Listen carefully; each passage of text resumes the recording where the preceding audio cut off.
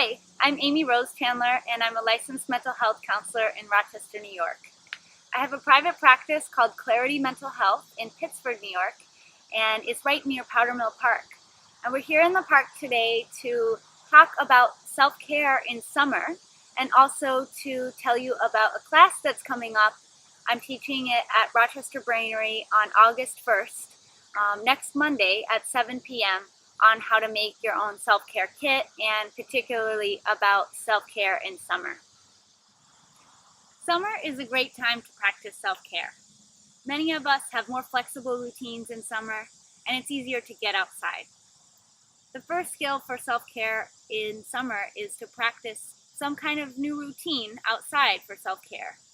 Getting outside can be really nice and helpful for meditation and mindfulness. There's so much about being outdoors that is refreshing and relaxing. For many of us, getting outdoors can be an important routine and something that helps remind us to take a break and enjoy ourselves.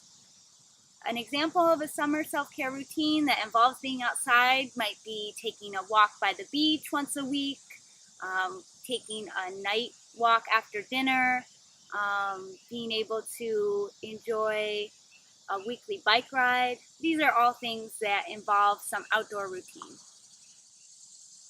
The second skill for self-care in summer is to think about finding a way to be easy on yourself during summer. And this isn't always easy. A lot of times there are expectations that we have about summer. For some reason we imagine it being full of a lot of fun and a lot of activities. And it's important to kind of resist the urge to fill up every single space that you might have with activities and just allow yourself some time to do nothing and to enjoy some peace and silence because of the changes that sometimes happen in our routine, whether we're taking a break from classes at school or if our work gives us extra time for vacation. There's often an urge to really fill up all that space with lots of different activities. And it's important in summer to take time and just relax and have nothing scheduled. And oftentimes spontaneity and fun things can happen during that unscheduled time. So kind of being easy on yourself, allowing yourself some free time with nothing to do can be really fun and relaxing for our self-care.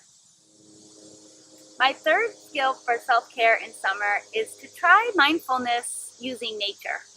If you think about it, a lot of recorded and guided meditations use sounds of nature to help ground us and feel more at peace. If you look online, you'll see all sorts of guided meditation that use the sound of waves, the sound of the forest, birds chirping. And when we have time in summer, we can think about actually getting outside and experiencing some of those sounds real in nature. So you might hear behind me some sounds like bugs and birds chirping, and there's a lot of nice calm with that that we can experience in nature. So mindfulness is a topic that I covered in my last self-care video, and I think it's important to think about just being at peace, setting some time aside to pay attention to the present moment, being aware of what's around you. So sounds like running water, something you might try, sitting near water, listening to sounds of waves, listening to sounds of a river with water running over the rocks. These are things that you could get out and try and practice being mindful of nature. The fourth skill I want to share is to make sure that you take time in summer to enjoy the simple pleasures of life. Summer is about relaxing, slowing down, enjoying family, and even practicing traditions that you may have grown up taking part in over summer. Picnics, barbecues, these are things that we have done and we continue to do to bring us back to the simple joys of summer.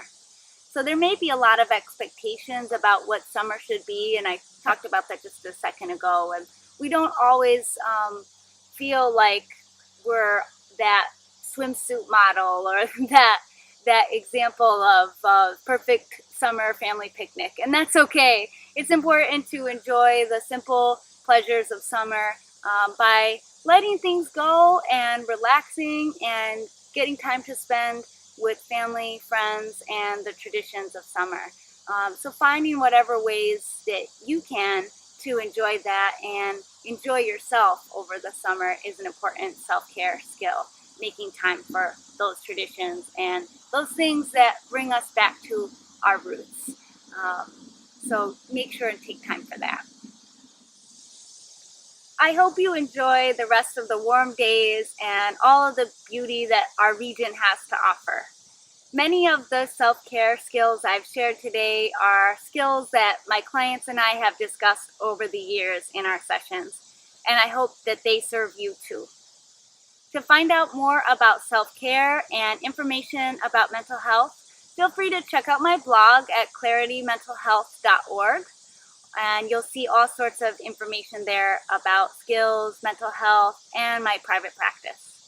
You can find more about the self-care class I'll be teaching at the Rochester Brainery at the Rochester Brainery's website, which is rochesterbrainery.com. And there you can click on the classes link and find my class, which will be on August 1st, Monday at 7 p.m. And to sign up, you can go to the website.